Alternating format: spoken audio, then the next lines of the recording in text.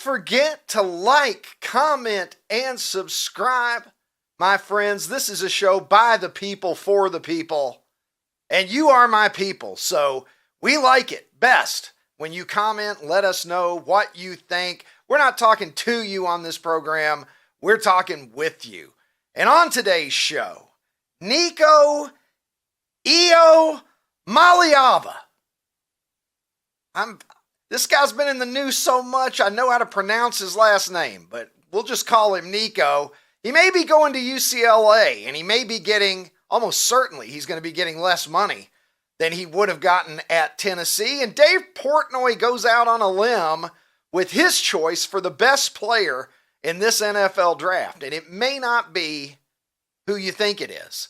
We've got a generous helping of Super 70 Sports tweets sprinkled throughout, as always, and a lot of fun surprises in store for you. But let's begin with Caitlin Clark.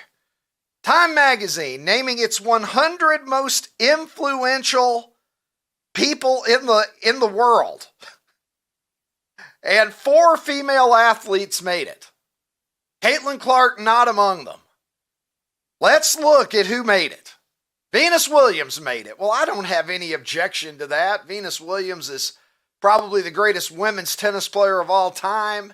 Maybe the biggest athlete in women's sports, period. So I'm fine with that. You've also got Simone Biles, who is she our greatest gymnastics Olympian of all time? So Serena Williams, did I say Venus Williams, Jared? Did I call her? Venus Williams would have been better on this list than a couple of the people that are on it, because at least I know who she fucking is. Okay? It's Serena Williams. Let's get the right Williams sister. So you got Serena Williams and you've got Simone Biles.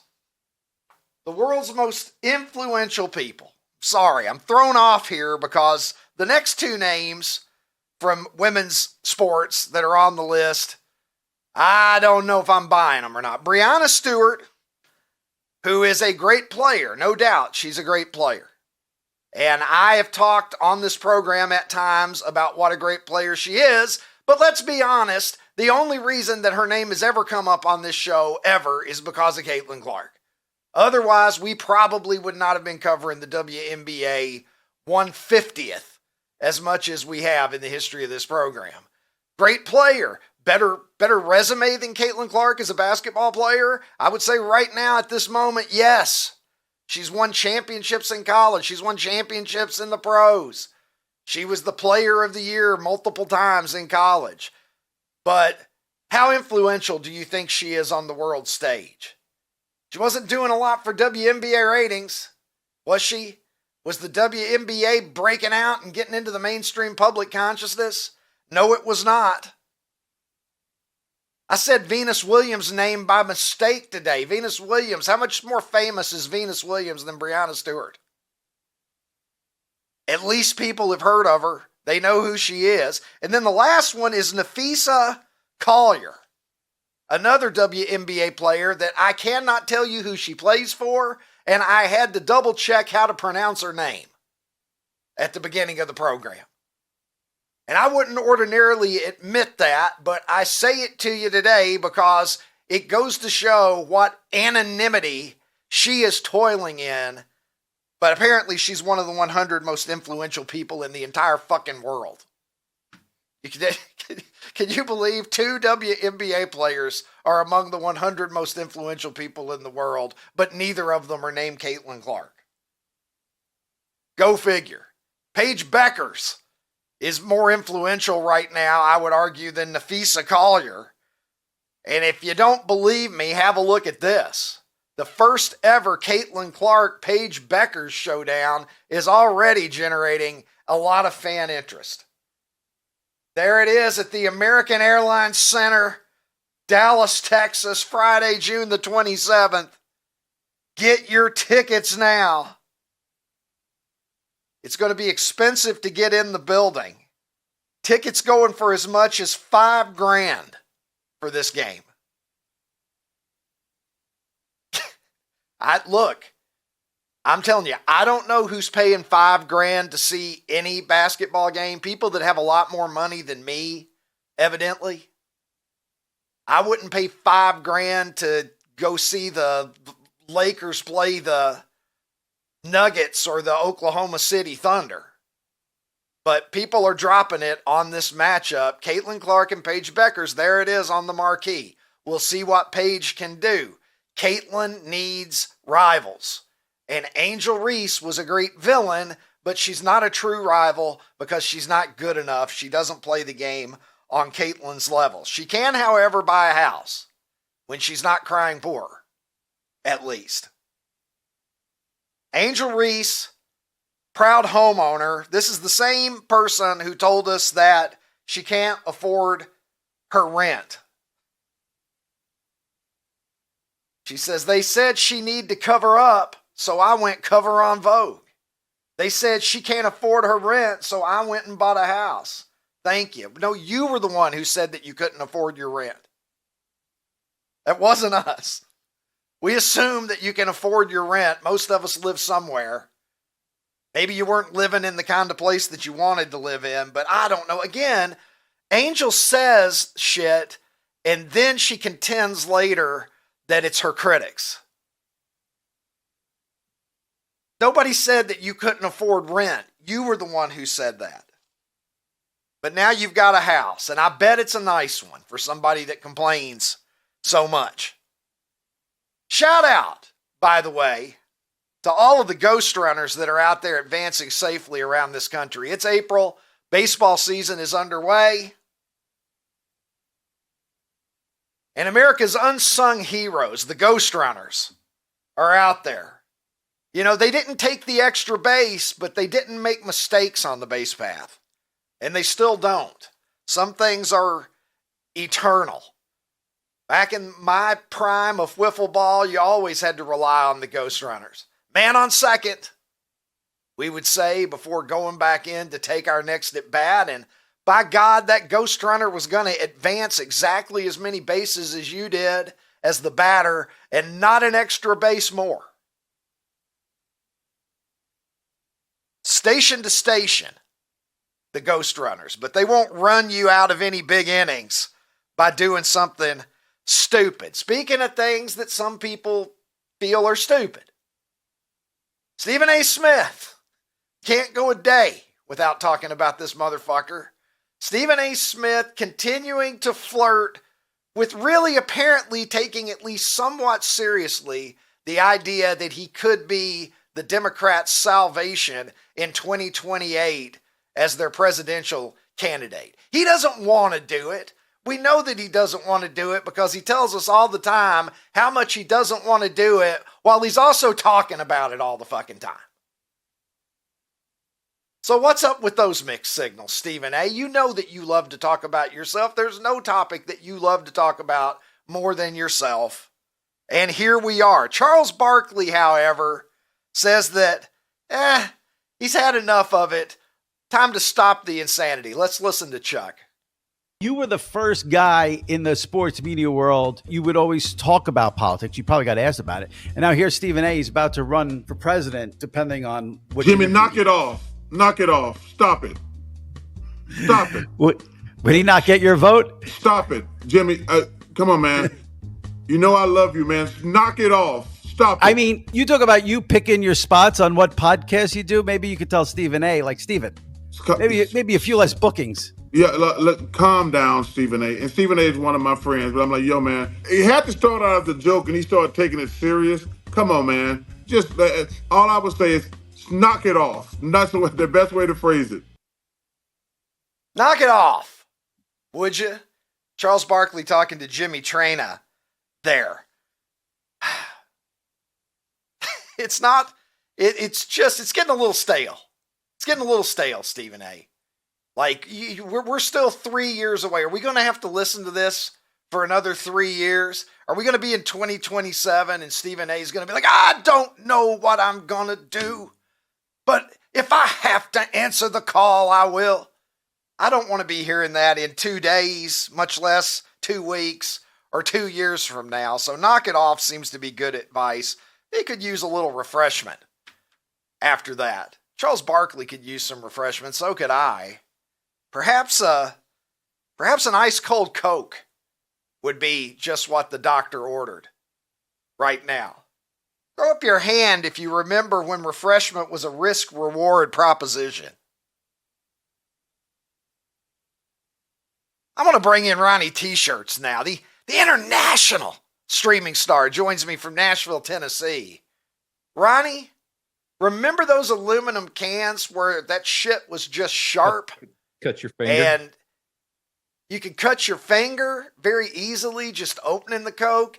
You could cut your lip on the can. That was not something that was unheard of by any means. What do you think about Time Magazine? We've got 4 female athletes that are among the world's, not sports 100 most influential, the world's 100 most influential people. Who would have thought that the WNBA would have 2 of them? Well, so I did a little research here. So Nikisha Collier and Breanna Stewart, they have a podcast, and they're the 2 people that are behind that. What's it called? Unrivaled WBB. It's that 3-on-3 basketball league. Okay. They're the ones. They're the ones behind that. So that's why Nikisha Collier is getting named here. But I'm just going to go ahead right now. Nafisa. Let's just call her Collier. What I understand. I'm just going to call her Collier. Her mama named her Collier. I'll call her Collier. Okay. Yeah. I think the question is, wow, is starting a women's 3-on-3 league, is that worthy of being one of the most influential people? Like, kind of like, I don't know. We started the only pro women's basketball league that's less relevant than the one we play in. And we just shot right into the top 100. You tell me what sense that possibly makes, Ron. Take a look at this Pizza Hut. A lot of people know this. If you follow Super 70s, the Pizza Hut tweets that I make are pretty frequent, and they're about the glory and majesty of 70s, 80s, 90s Pizza Hut. But have a look at this. I believe this is the Pizza Hut that Lincoln and his family used to go to when he was a child. Ron, they would get the personal pans. I should have asked Tyler. Tyler was in actually Springfield, Illinois last night on business. I should have asked her to drive around and see if she could find this thing. I used to go to Lincoln's birthplace because, Ron, as you may know, Lincoln was born in Kentucky. Right. And then he moved to Illinois. Yep. And then that's what I did. So I kind of took the Lincoln. Whoa, so are you kind of like path. Lincoln? You kind of like Lincoln? I'm a little like Lincoln. Maybe I'll shave the mustache off. Just go with the Abe Lincoln beard. Get you a Maybe big I'll hat. get one of those tall hats. Yeah. Why did the tall hat fall out of favor? That was an alpha move. That was like walking into a room and saying like, hey, I've got a 9-inch dick. Look at my hat. Ron, like, why did that hat fall out of favor? That hat is just, that is a alpha move. The Pittsburgh Pirates tried to bring it back. The Pittsburgh Pirates tried to bring it back in the 70s. They did. Remember that? They did. That hat was like, what, 7-8 inches tall? Crazy. The pillbox. They won a World Series wearing those motherfuckers, Ron. So there must be something to it. Let's talk about Nico. I'm going to attempt to pronounce his last name one more time. Nico Iamaleava. There you go. I'm getting so good at this now, I'm going to be disappointed when he falls out of the news and fades into irrelevance. It seems like UCLA is the likely destination, but as we speak right now, that has not been confirmed. It appears that he will, at a minimum, not get as much money as he wanted from Tennessee, and I don't even know if he'll get as much money as he was getting from Tennessee in the first place, but you can see Colin Cowherd here tweeting out, I'm told Nico is going to UCLA. Family still claims it's not about the money. It's about the Tennessee offense. And he was told that and not what the Bruins are going to be paying the kid. You said yesterday on this show, Ron, that the year that he had wasn't that great. Wasn't. He's not worth that much. He's not. I don't know. What kind of a fit do you think he is at UCLA? It seems like he's lucky to land anywhere. Well, the way that we saw this breaking for him with UNC, Tulane. As soon as we heard that they were in, we heard that they were out. Yeah, I'm not quite sure why you'd be complaining about the Tennessee offense. I mean, that thing was, they play a hurry up offense, get tons of plays in, and against the garbage teams, he was throwing for a ton of yards and a ton of touchdowns. UCLA is not very good at football right now, Ricky. Like, not very good at all. Nobody goes to their games, so they play their home games at the Rose Bowl. I mean, that thing holds close to 100,000 people. And it looks like nobody's in it during their home game. So instead of playing in front of 106,000 people, I think what they do in Knoxville, if he goes there, he's going to be playing in front of nobody. And they're not very good. And he's going to have to travel across the country to play where, he was just in the SEC. Another interesting fact about this with Nico and UCLA, did you know that his brother, Madden, had been committed to play football at UCLA forever? And then I believe on signing day, he flipped to Arkansas. So there's no love lost between UCLA and that family. So this is going to be interesting to see how it plays out. We live in the weirdest time for college athletics. Mm-hmm. We really do. And it has happened quickly. I think it's interesting how for years and years and years and years, the NCAA, they moved about as fast on stuff as the Catholic Church. It took, you had to get all the Cardinals together and you had to wait for the smoke to come. And that was to do anything. Yep.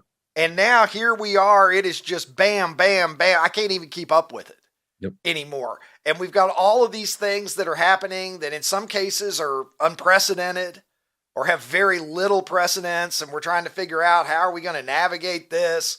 There has to be some type of regulations that go into effect sooner rather than later, because this is not sustainable the way that it's being done right now. And look, I don't have an opinion about this kid, but I do think that if we're living in an environment where players think that it is going to be to their advantage to basically hold out at the last moment for as much money as they can get, that's just death for everything. If there's anything good that remains about college sports and the pure amateur ethos that we once heard so much lip service about, you at least, look, athletes need to get paid. I'm in favor of it. You can't just be coaches and athletic directors and schools that are just making untold riches off of the backs of these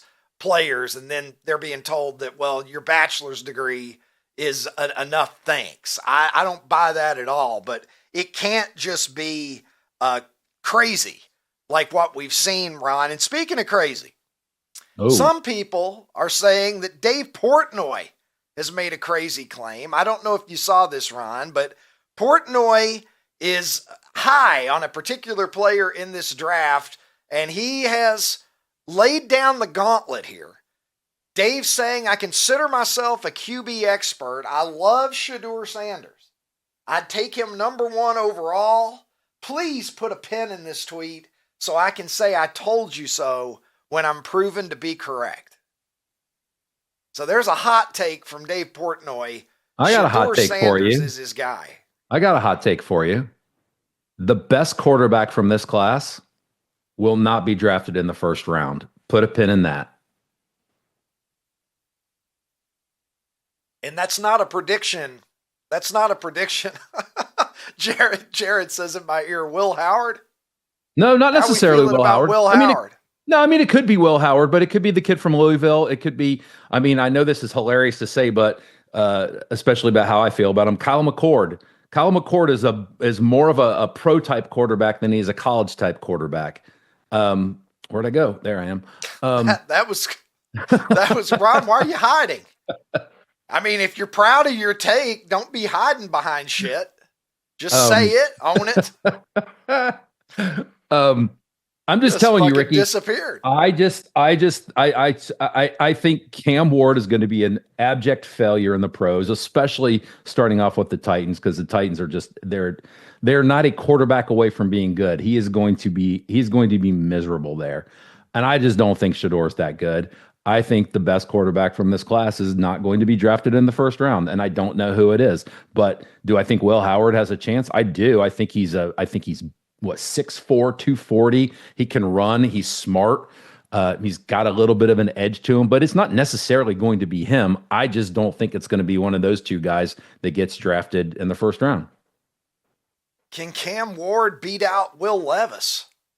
Is the question, Ron. Will Levis is somewhere pounding Hellman's mayonnaise right now. I just think himself ready for a competition. If you watched college football last year and you watched Cam Ward play, he's like a wizard or a magician out there in the college game. The pro game is so different.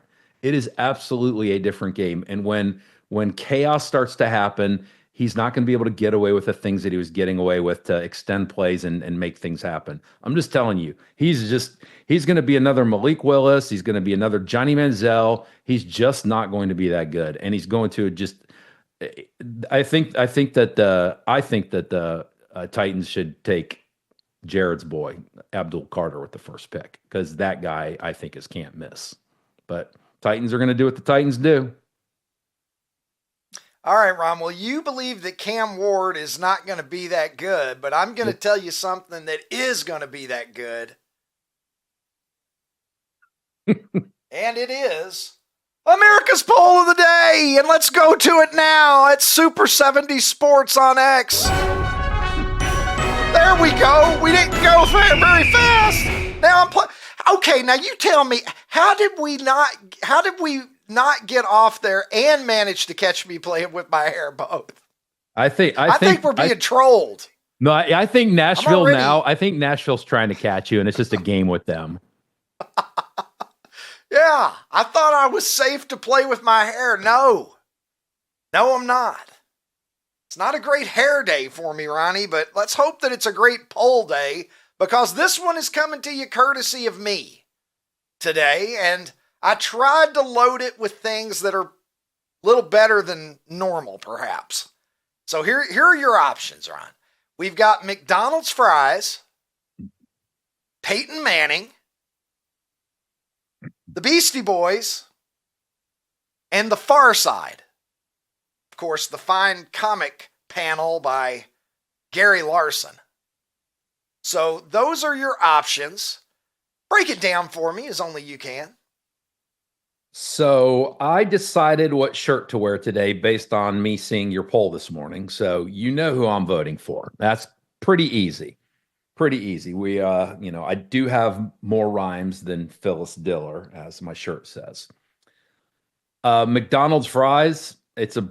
Well, I like breakfast at McDonald's, and I do like McDonald's fries, but you got to dip them in a milkshake. That's the key, dipping those fries in milkshakes. What the fuck is wrong with you? What are you talking Just about? like who hurt you? Wait, you think McDonald's food is good? I think that, well, first of all, I think that McDonald's food is pretty good. Yes.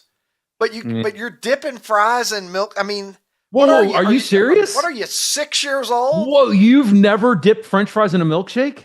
Are you kidding me? I wish Tim was here. I mean, I know Tim would agree with me on this. At some point in my life, maybe, but oh my gosh. Not really. Well, we'll see what Jared says when he comes on.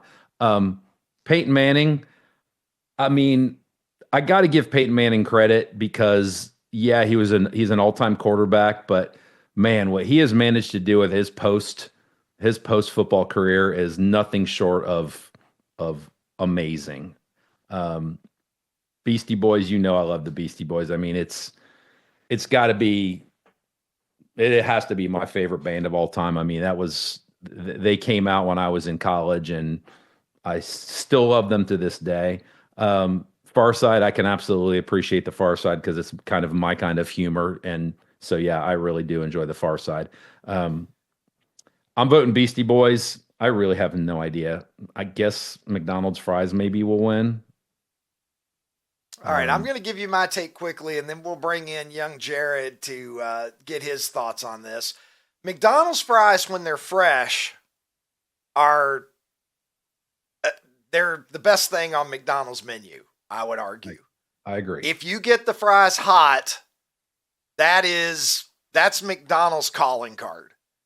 If they're not hot, well, they're just okay. Peyton Manning is one of the probably 5 best quarterbacks in NFL history off the top of my head. I would have to sit down and start ranking, but I would say it would be hard to leave him out of the top 5. So a lot of respect for Peyton Manning. He seems like a good guy, all of that. Love the Beastie Boys as well. Licensed to Ill was a huge deal when I was in high school. And then I remember right around the time I was graduating, they released Paul's Boutique, which honestly, as an album, I think I like even better than Licensed to Ill. I think Paul's Boutique is a classic. It was ahead of its time. And speaking of ahead of its time, The Far Side, I think, was ahead of its time. That type of humor wasn't as abundant in our culture. We didn't have satirical newspapers like The Onion or like the Babylon Bee in those days. So Larson was throwing fastballs back in the 1980s at a time when we just didn't see that much kind of comedy. So I give that a lot of respect. For me, comes down to the Beastie Boys and the Far Side. At the end of the day, very close for me, but I think I'm going to have to, I hate to do it, but I'm going to have to take the Far Side over the Beastie Boys. Let's bring in young Jared. He's PA Jared most of the time, but this week he's just P Jared. What do you make of this poll, young man? Are you familiar with all of these items? I know you're familiar with the first 2. I know you know of the Beastie Boys. Do you know about the Far Side, though? Never heard of it until I saw it on the poll today. I'm sorry, just haven't. Hey, I'm here to educate. I'm here to educate, Jared. Yeah, that's the whole point. Look it up. Look it up and check it out. All right, we'll do. Yeah. All right. So McDonald's I'm kind of I don't know. I'm kind of neutral on it. At least in terms of the milkshake, I've done it a couple times. It's good. It's not something that you're basically just getting fatter quicker. That's kind of the whole point. And it works, but I feel like when you dip it in ketchup or dip it in buffalo sauce or ranch or whatever, it makes me feel a little better about myself. So I usually would go for that. Ranch? You think ranch is better than a milkshake? It's not They're the better. Same components. They're the same components. Well, they taste quite different, I would say. But from a caloric standpoint, they're the same components. That's okay. That's probably true. But I don't know. If I'm dipping my fries in ranch, I feel better about myself than if I'm dipping fries in a milkshake. Yeah, all right. It's just not that appealing to me, Ron. It's good. You're mixing sweet and salty flavors. I mean, sweet and salty. I could see it like once in a great while, maybe, but not like as a matter of routine. Tweet out is Ronnie T-shirts crazy? Is dipping? Are you eating a hamburger at the same time? Yeah, you got your hamburger, you got your French fries, you got your milkshake, and you just. Well, I prefer to drink a Coke, man. I want a Diet Coke, but I want like pop with my lunch or my dinner, not a milkshake. Ron, I think the craziest thing about this whole thing is that the first thing that you say when McDonald's fries is up there is that it's a milkshake. Again, I think it's good. It's just not the first thing that I would think of when I'm thinking of McDonald's fries. Yeah. All right, so Peyton Manning's going to be my pick. I'll talk about that in a second. Beastie Boys, good, have some good songs. Just they don't beat up Peyton Manning for me. I mean, again, a huge portion of this show is nostalgia stuff. And Ricky, obviously, athletes from your youth that you talk about all the time, Dale Murphy, Larry Zonka, guys like that. But I mean, Peyton Manning's one of those for me. You said top 5. I think there's a spot in there for him for the top 3. I mean, you got Brady, obviously, and then I think there's an argument between Peyton and Montana, and I think that's it. I mean, the first couple of years of me watching football was Peyton Manning's probably maybe 4 best years that we've seen. No, that's not true, but a couple of them, because that last year was rough. But those first couple of years of him on the Broncos was a huge reason as to why I'm so into football the way I am. Just an unbelievable quarterback. That retirement speech lives in my head. And I mean, like Ron, what you're saying after football, Peyton Manning is just incredible. I mean, Yep. he's actually hilarious. And I don't know, I feel like you wouldn't expect it as much as you would. Like, I mean, Peyton Manning is one of the best commercials, right?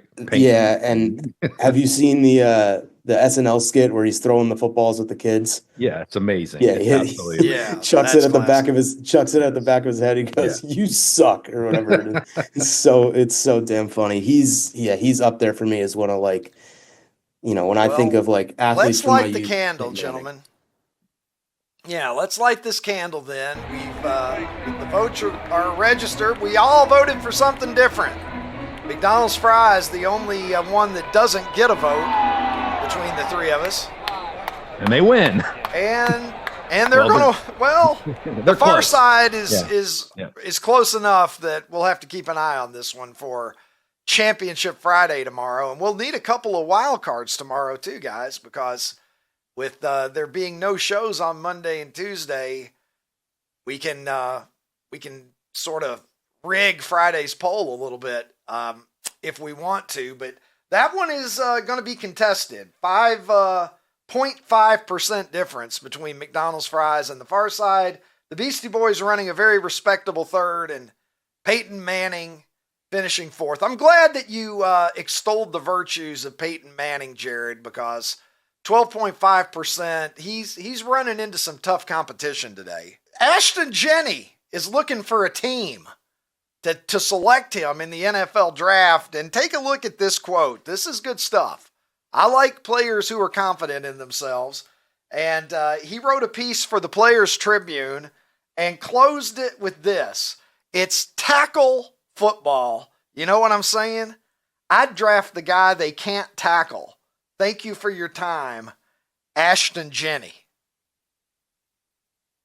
Ron, do you think that Jeanty is going to be a star running back in the NFL?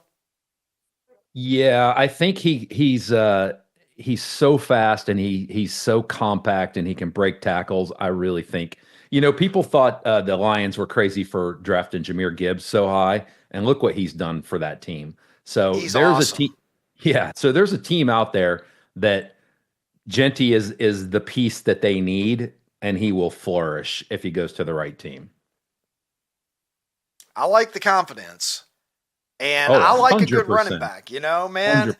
As pass happy as the NFL is, I'm from the generation.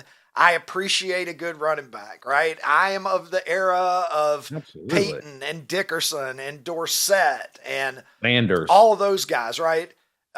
And Otis Anderson, Billy Sims, right? The guys OJ. that we grew up OJ. on. Don't forget about OJ. OJ. Well, all right. What is the best sports month Okay. on the calendar? And you can see here, we've got a graphic. This is from BetMGM.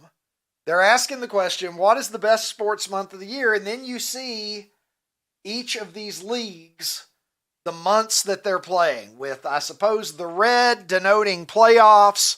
And in the case of golf, it denotes the majors, which is why the golf one looks a little bit different than all of the others. So as you look at this and you kind of see which sports overlap and which playoffs overlap, what for you, when I say best sports month of the year, what are one or two, even if you don't want to just pick one, what comes to mind, Ron? Wow, Ricky. I mean, this is tough, and it's kind of talk about seasonal depression. I mean, it's kind of sad for me that I used to like a lot of different sports, and now I'm kind of a one-trick pony. It's just like I like football. I'd have to say it's got to be September because I'm just chomping at the bit for football to start again, and so September is my month because I have like. As soon as March Madness is over, I kind of don't have a whole lot unless there's like a World Cup or the Olympics or something like that because I'm just not into baseball. Definitely not into hockey, NBA basketball, not anymore. So it's kind of sad for me that I'm just chomping at the bit waiting for football to start back up. So September for me. Well, I'm going to be honest with you. September was the first thing that I thought of as well. And I think that it speaks to, I don't know, my passion for the NBA. It used to be a big deal, the NBA Oh my playoffs gosh, and yes. the NBA finals. I don't really feel that way so much anymore. Ricky, I used to let's stay get the up till graphic back up there 11:30 and again watch. if we can. I used to watch those 11:30 game. You know, they didn't show them live; tape they'd show them at delay. 11:30, and so I used to be so into that. Look at from an overlap standpoint. I mean, you could make an argument for May because you've got the NBA playoffs, you've got the NHL playoffs, you've got the PGA Championship that will occur during that month. You've got, baseball season, really getting going. You've got soccer if you're into that. Of course, you've got NASCAR if you're into that. But I don't know, man. It's hard for me at this point in my life to consider a month that doesn't include football. 100%. To be the best. I don't think you can 100%. be the best without football. Is where I'm coming from, Ron. So Yeah. Now, I'm going to go with September too. But if you look at it, I mean, it's there's not a lot going on, dude. Pro football, college football, baseball's coming down the stretch, and it's even stronger for you to say it because I know baseball is not. You're not taking the pennant race into consideration probably when you pick September. It's all on the strength of football. No, and if you'd give me 2 months, I would switch September with I would go December and January because now with the college football playoffs, I mean having the college football playoffs, the end of the NFL season, and then the college football championship, and then the NFL playoffs in January. It's the best 2 months of the year. But if you say 1 month, I got to go September. If you give me 2 months, I'm probably going to take April with the other one. And that's just so I can get the Masters. April. I was going a 2 month period, like back to back, like December, January. Okay. Yeah, like a block. Yeah. Well, then you'd probably say March and April, right? Because you like the basketball tournament. I like the basketball tournament. And then you March got the and Masters. April is a good time of year as a sports fan. Opening day for baseball. Yeah. Baseball's getting started, so you got a little something happening there. Hey, OutKick fans on YouTube, if you enjoyed this episode, hit the subscribe button and make your way over to OutKick.com where you can watch the full episode.